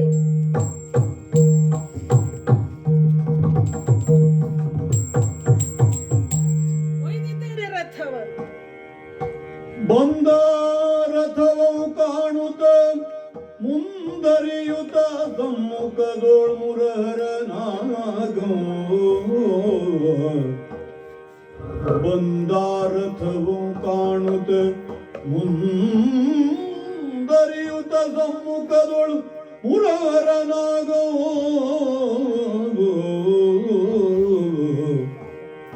ಚಂದವೇ ಸಾರಥಿತನವಿದು, ಚಂದವೇ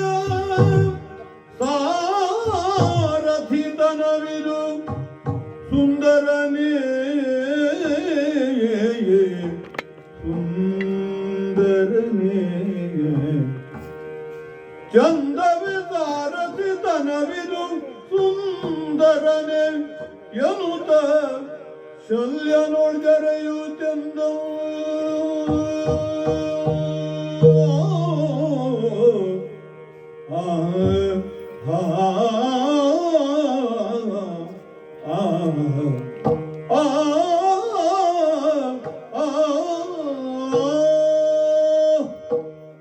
ಕುರುಕ್ಷೇತ್ರ ಯುದ್ಧ ಪ್ರಾರಂಭವಾಗಿ 16 ದಿನಗಳೇ ಕಳೆದು ಹೋದವು. ಈ 16 ದಿನಗಳಲ್ಲಿ ಅದೇನು ವಿಚಿತ್ರ ವಿಸ್ಮಯಗಳನ್ನು ನಾವು ಕಾಣುತ್ತಿದ್ದೇವೆ ಅಂತಂದರೆ ಅದನ್ನ ಎಣಿಸುವುದಕ್ಕೆ ಸಾಧ್ಯವಿಲ್ಲ. ಮೊದಲನೆಯದಾಗಿ ಅರ್ಜುನನಿಗೆ ವಿಷಾದ, ನಂತರದಲ್ಲಿ ಗೀತಾಬೋಧನೆ, ಆಮೇಲೆ 10 ದಿನಗಳ ಕಾಲ ಮುಕುಟವರ್ಧನರನ್ನು 10,000 ಮುಕುಟವರ್ಧನರನ್ನ ತರೆಯುತ್ತೇನೆ ಎನ್ನುವ ಹಾಗೆ ಸೇನಾಧಿಪತ್ಯವನ್ನು ವಹಿಸಿದಂತಹ ಭೀಷ್ಮರ ಶರಶಯ್ಯೆ, ನಂತರದಲ್ಲಿ ದ್ರೋಣಾಚಾರ್ಯರ ಮರಣ. ಈಗ ಕರ್ಣನ ಸೇನಾಧಿಪತ್ಯದಲ್ಲಿ ಮುಂದುವರಿಯುತ್ತಾ ಇರುವಂತಹ ಈ ಯುದ್ಧ. ಹೌದು, ಇದೇ ನನಗೆ ವಿಸ್ಮಯ ಎನಿಸುವುದು.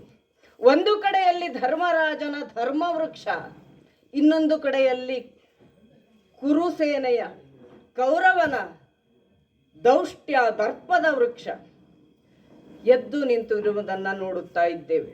ಯಾವುದು ಮೇಲೆ ಏರ್ತದೆ, ಯಾವುದು ಕೆಳಗೆ ಇಳಿತದೆ ಯಾವ ಸಂದರ್ಭದಲ್ಲಿ ಎನ್ನುವುದು ಸ್ವಲ್ಪ ನಿರೀಕ್ಷೆಯಲ್ಲಿಯೇ ಇರಬೇಕಾದದ್ದೇ ಹೌದು.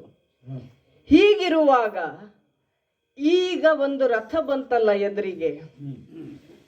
ಈಗ ಮುಖ್ಯವಾದ ಸ್ತಂಭಗಳನ್ನೆಲ್ಲವನ್ನು ಕಳೆದುಕೊಂಡಂತಹ ವಿರೋಧಿ ಪಾಳಯದಲ್ಲಿ ಉಳಿದಿರುವುದು ಕರ್ಣನೆನ್ನುವ ಆಧಾರ ಸ್ತಂಭ. ಅದಕ್ಕೆ ಬೇಲಿಯಾಗಿ ಶಲ್ಯ ಎನ್ನುವಂತಹ ಒಂದು ಗೂಟ ನಮಗೆ ಎದುರಾಗಿ ಬರ್ತಾ ಇದೆ. ಇದನ್ನು ನಿವಾರಿಸುವುದು ಹೇಗೆ? ಒಂದು ವೇಳೆ ಇದು ಹೀಗೆಯೇ ಮುಂದುವರಿಯಿತು ಅಂತಾದರೆ ನಮ್ಮ ಗೆಲುವು ಕಷ್ಟ ಆಗಬಹುದು. ಆದ ಕಾರಣ ಒಮ್ಮೆ ಯಾವ ಮಾತಿನ ಮೇಲೆ ಇಲ್ಲಿಯವರೆಗಾಗಿ ಶಲ್ಯ ಭೂಪತಿಗಳು ಬಂದರು ಅಂತ ಮಾತನಾಡಿಸಿಯೇ ತಿಳಿದುಕೊಳ್ಳಬಾರದು ಯಾಕೆ? ಹಾಗಾಗಿ ಅರ್ಜುನನಿಗೆ ವಿಶ್ರಾಂತಿ ತೆಗೆದುಕೊಳ್ಳುವುದಕ್ಕೆ ಹೇಳಿ ಮಾತನಾಡಿಸುವುದಕ್ಕೆ ಇಷ್ಟು ಹತ್ರ ಬಂದ್ರೆ ಸಾಕೇನ ಮಾತನಾಡಿಸುವುದಕ್ಕೆ? ಓಹೋ ಹೋ ಹೋ ಶಲ್ಯ ಭೂಪತಿಗಳು ದೇವರೇ ನಮಸ್ಕಾರ. ಪ್ರತಿವಂದನೆಯನ್ನು ಗೈದಿದ್ದೇನೆ. ಏನಯ್ಯ ಶಲ್ಯ ಭೂಪ ನಿನ್ನಂಗ ಕೃದಿತ್ತ ತಾಂಬೋದಿನ ಕಲಿಕುತ ಏನಯ್ಯ ಶಲ್ಯ ಭೂಪ ಏನಯ್ಯ ಏನಯ್ಯ ಏನಯ್ಯ ಶಲ್ಯ ಭೂಪ ಶಲ್ಯ ಭೂಪ ಶಲ್ಯ ಭೂಪ ಏನಯ್ಯ ಏನಯ್ಯ ಏನಯ್ಯ ಶಲ್ಯ ಭೂಪ ನಿನ್ನಂಗ ಇದೆಯಯ್ಯ ಮದನ ರೂಪ ನಿನ್ನಂಗ ನಿನ್ನಂಗ ಇದೆಯಯ್ಯ ಮದನ ರೂಪ ಮದನ ರೂಪ ಶಲ್ಯ ಭೂಪ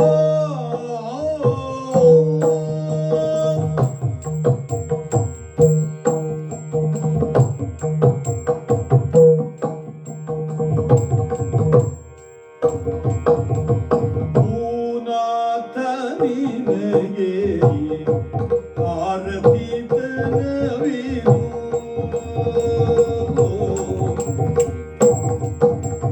ಭೂನಾಥ ನಿನಗೆ ಭೂನಾಥ ನಿನಗೆ ಆರತಿ ತನವಿರು ಆರತಿ ತನವಿರು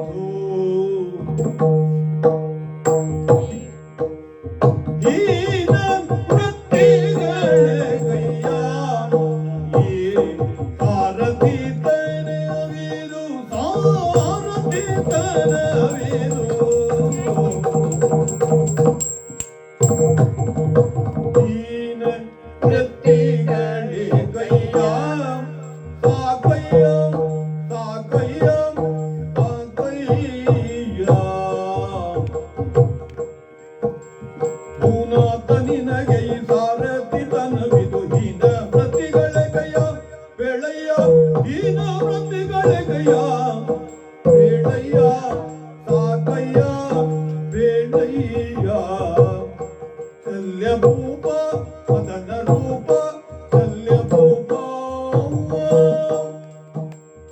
ಆ ಆ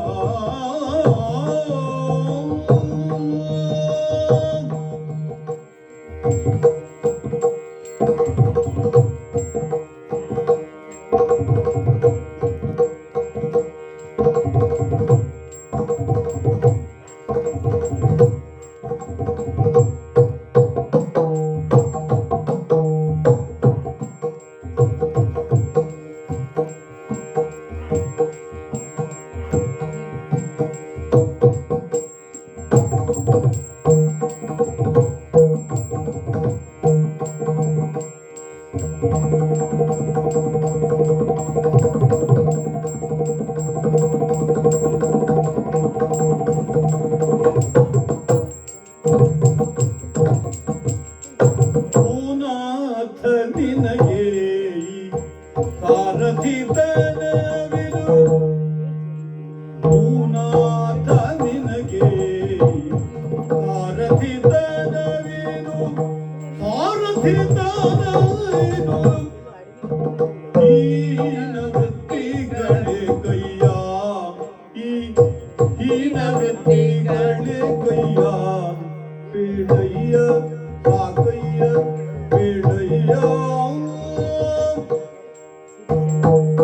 ಏದಯ್ಯ ಶಲ್ಯಭೂಮ ನಿನ್ನಂತವೇ ಏದಯ್ಯ ಮದನ ರೂಪ